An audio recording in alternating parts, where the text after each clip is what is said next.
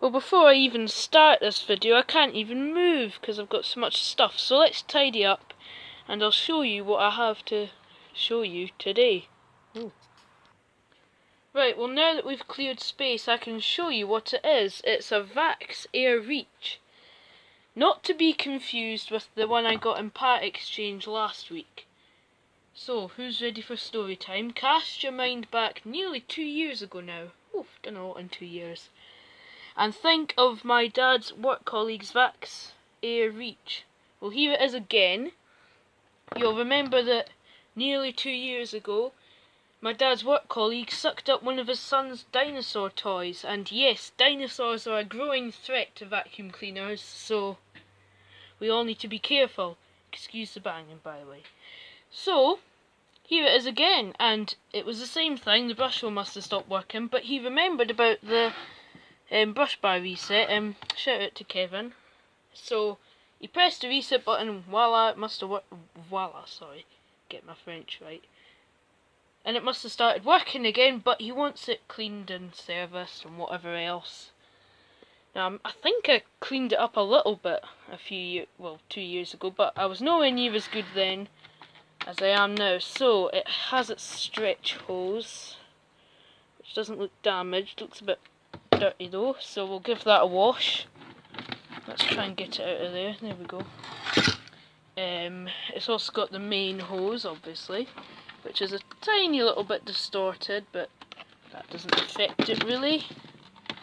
It's... oh, I should really put you down, shouldn't I? On the tripod, yeah, there we go. Like so. It's got the main hose and all the clip and all that stuff with fluff falling out of it. Screw that back on for now. It's got, obviously because it's a Reach Vax, it's got 10 metres of cable, which is quite handy. Pop the stretch hose back on the side for now.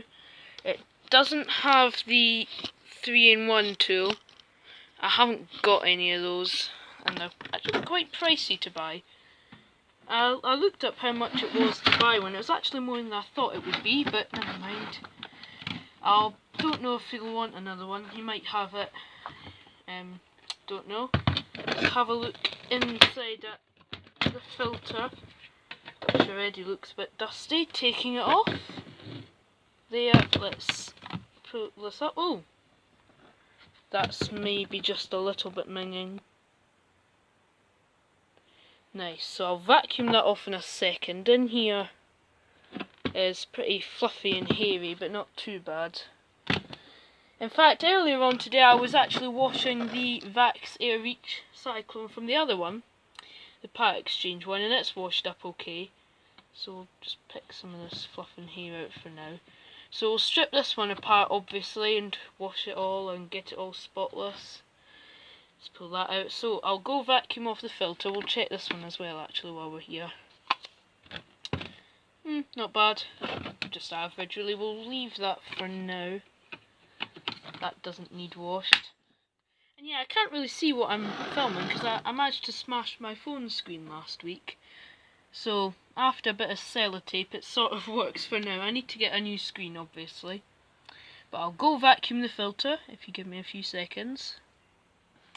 There we go, it's vacuumed up pretty well, so it should wash up quite nicely. There's some nice scuffing on the bin that hopefully we can get rid of after a good... that's not lined up properly. Silly Hoover Master, come on. Let's just line up the bin, there we go. That's the bin lined up properly. We can whack it on. You've not seen any of that, and I know you haven't, so I'm only an amateur, you might say, in filmmaking. Right, let's move you all around, so we'll have a look at the brush roll. So here it is, it's clear apart from the odd hair and bit of fluff. Can't actually take these apart without taking the rating plate off, which is a bit annoying, just a little bit. But you can clean them up fine without taking the screws out and splitting the whole thing apart. The thing is with these modern vacuums is you can't strip them apart completely and clean it all, you can only do a wee bit. But for future reference, Kevin, if you're watching, and you probably are, to clean out the brush roll, all you do is flick these little purple clips up. And once you do that, you just take this clear plate off. And in here, you can get brush roll access. So, yep, that's nice. We'll pop that back on for now. Like so. There we go. It just pushes on and then the clips make a rather nasty click noise. So I'll set you up a bit differently and we'll try it out. Right, it's plugged in, let's switch it on.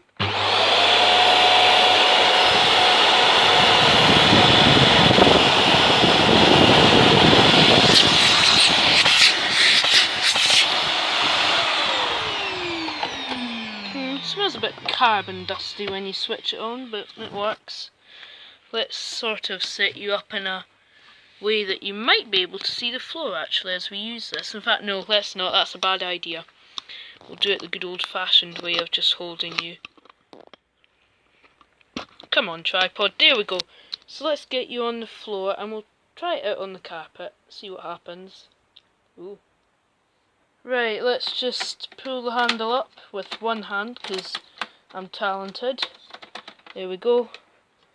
Then we can just recline it and press the on button.